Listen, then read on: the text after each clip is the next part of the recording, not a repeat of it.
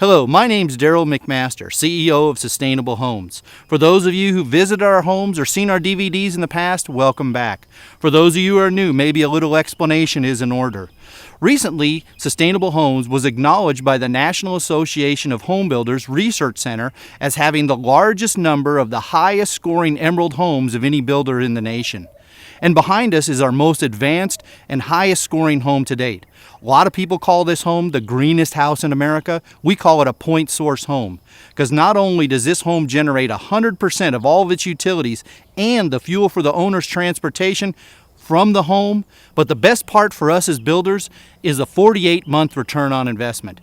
You see, this home runs 100% off of the environment. It uses rainwater harvesting for all the water used in the house. There's no water meter, there's no well. All the wastewater is treated here on site, with the extra effluent being used in sprinklers in the backyard. It has a geothermal HVAC, so we're using the Earth's core for our heating and cooling. It also has a grid-tied solar voltaic system, which nets a net zero energy on our home. But it also charges the owner's electric vehicle. So all of this combined in the house is generated from this, the point source home. Now, I've been building houses for 36 years, coming from a family that's been building houses for 65 years. And the truth is, in the building industry, we've seen very little technological changes compared to the world around us. In the last 100 years, our homes have been basically used as just domiciles. We think it's time that we start to look at our homes as a generation station. Some people say that we think outside the box. Truth is, we think it's time for a whole new box. So what we're going to do today is break down the components that make up this house. One of the components is the 48-month return on investment. So for years, people, the non-believers and the naysayers who've told us that this can't be done and never could be done at a realistic return on investment, my suggestion to you is maybe sit down, get a seatbelt, strap yourself in, get a little duct tape, keep it nearby, because you may need to wrap it around your head because it may explode when we start to show you that not only is this being done, it's being done every day. So let's get started.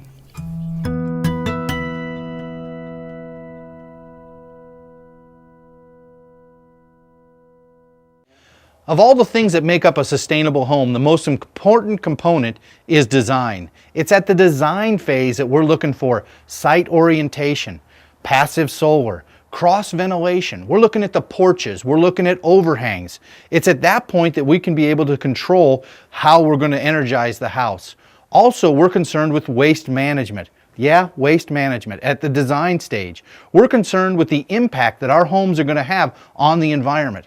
This particular home and most of our homes are built with finger-jointed studs, which are basically comprised of small pieces of wood that are reassembled back together. And then they create all the walls of our house. So what was once going to the landfill is now being used to completely rebuild houses.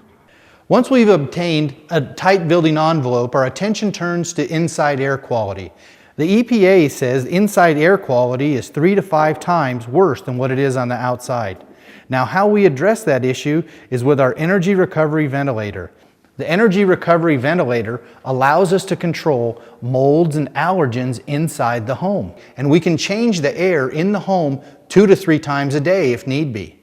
The paints that we use in this house have no volatile organic compounds. The cabinets are built with no urea formaldehyde plywood. The finishes that we use are low VOCs. The floors are organic dyes with organic finishes. It's all of these things put together that create a healthy quality of life in your home.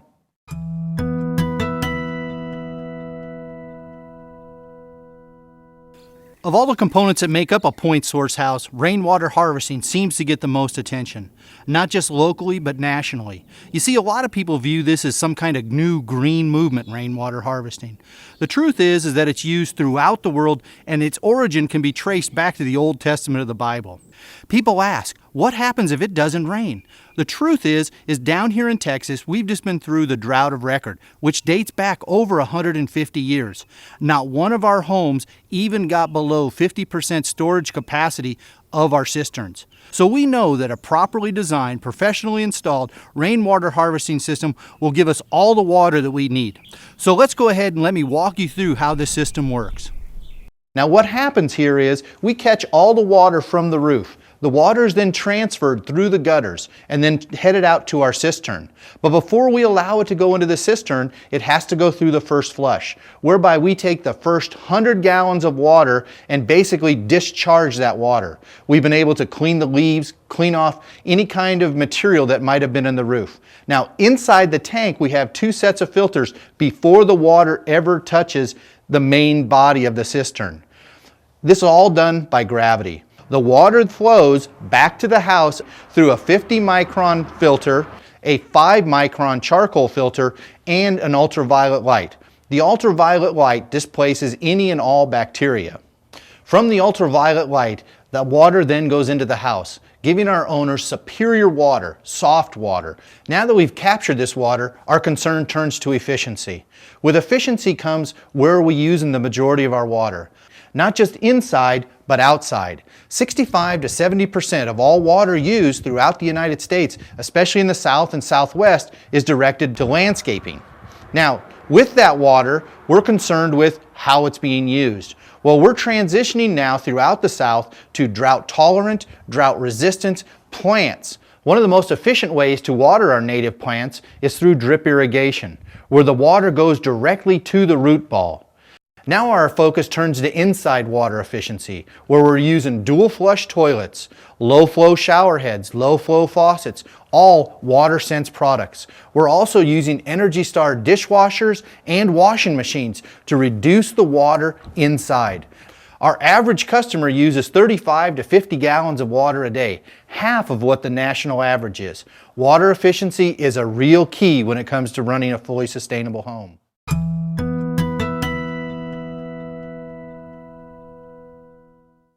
For our heating and cooling, we're using Geothermal HVAC.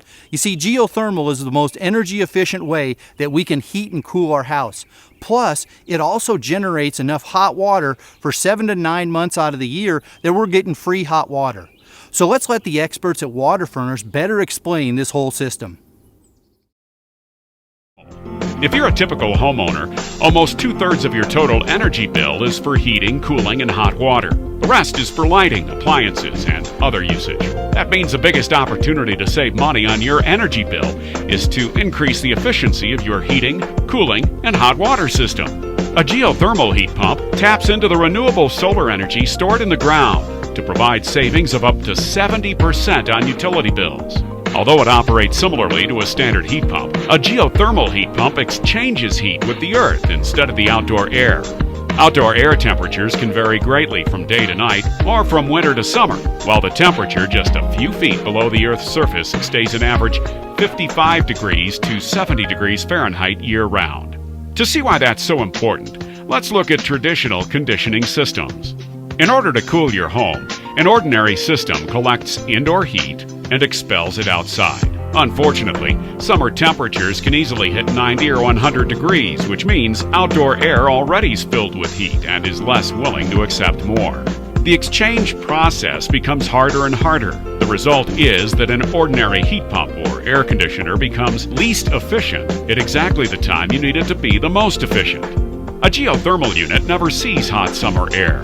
It collects heat from your home and moves it to the much cooler 55-degree Earth. It doesn't matter how much outdoor conditions fluctuate, the ground remains relatively constant. Thanks to the constant temperature of the Earth, a geothermal heat pump is more than twice as efficient at cooling than any regular heat pump or air conditioner. To warm your home, an ordinary heat pump reverses to collect outdoor heat from the air and move it indoors. Unfortunately, as winter temperatures drop, there's less and less available heat to collect. Again, the exchange process becomes harder, and the heat pump becomes least efficient at exactly the time you need it to be the most efficient. A geothermal unit never sees cold winter air.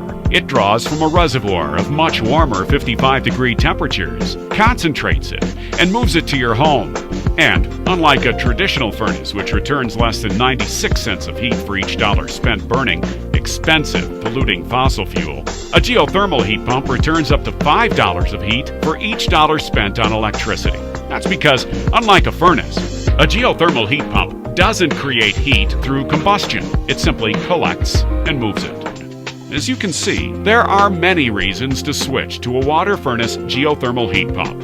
It's the most efficient conditioning system available. It's environmentally friendly. It has the longest lifespan, and it provides quiet comfort. That's why we call it smarter from the ground up.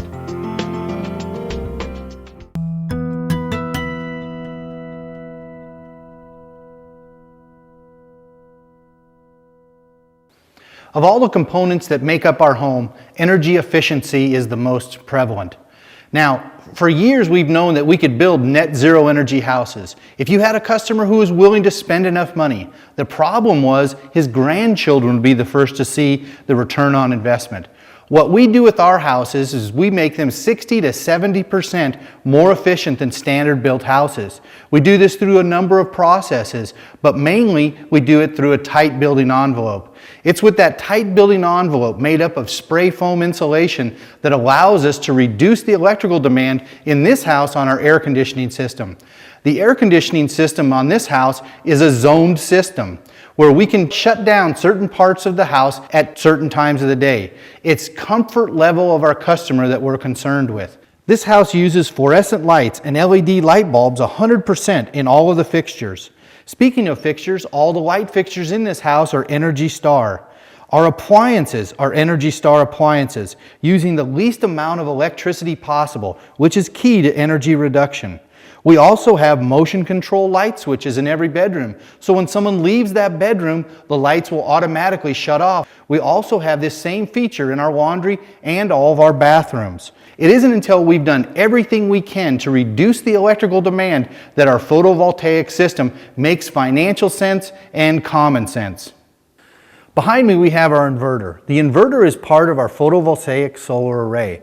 Power is generated at the solar panels. It comes down to the inverter in a DC format. It is then changed over to AC power, which we then can use inside the house for appliances, lights, and all the needs inside the house. Now, during the day, when we create more electricity than we need, what it does is it spins our meter backwards.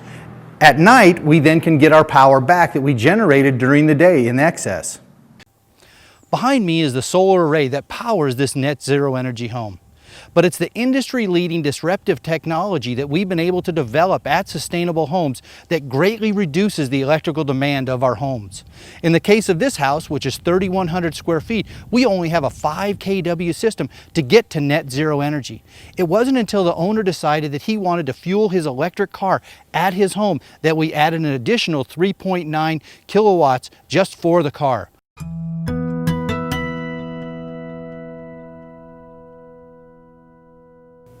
Of all the components that make up a point source house, the one that we are proudest of as builders is the return on investment. You see, if we cannot make these houses affordable, then there's only going to be a select few who are going to be able to ever own these homes. Now, in the particular case of this house, we did not receive any kind of local and/or state rebates available, only the federal tax rebate. Now, a lot of people ask, is that somewhere where we get cash back? No. What happens is the federal government allows a taxpayer to keep more of his taxable income and invest that money in his own particular house. Now, in the case of this house, that amount was probably about $40,000, or less than 10% of the total cost of construction. Let's take a minute to review the breakdown of a point source home and a conventionally built home.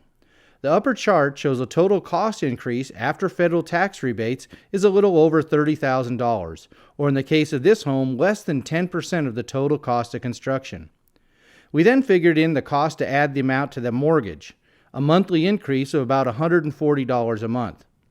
We also estimated the monthly cost of a standard constructed home. As you can see, the point source home has an estimated monthly savings of over $379 a month. We know of no CD or investment that can net us $379 a month on a $30,000 investment right now. Not to mention the $140,000 in the mortgage is also tax deductible. In the chart below, you also see the difference in a point source home with an electric car versus a gas car. A number of our owners are using electric cars. The monthly savings, as you can see, almost doubles. Hopefully today we've been able to explain to you just exactly how a point source home works, and that you should consider a point source home in your future. Whether you consider yourself an environmentalist, this is the cleanest running, least impact way to live in today's homes. Or you consider yourself a survivalist. You got your own water, you have your own power, you have your own fuel for your transportation, where you are in charge of it. Or you consider yourself an economist, where you're looking to retire, you're going to be on a fixed income. What better choice that you have to put not only your future utilities and your present utilities, but the fuel for your transportation in the price of your home at today's interest rates, at today's costs. So where does the future lead us at Sustainable Homes? Well, presently we're already building 3 more homes more advanced than this house here. We have planned a community of 52 homes, a complete subdivision of homes built exactly this way. So for further information, please email us, contact us in any way, or come by and visit one of the models.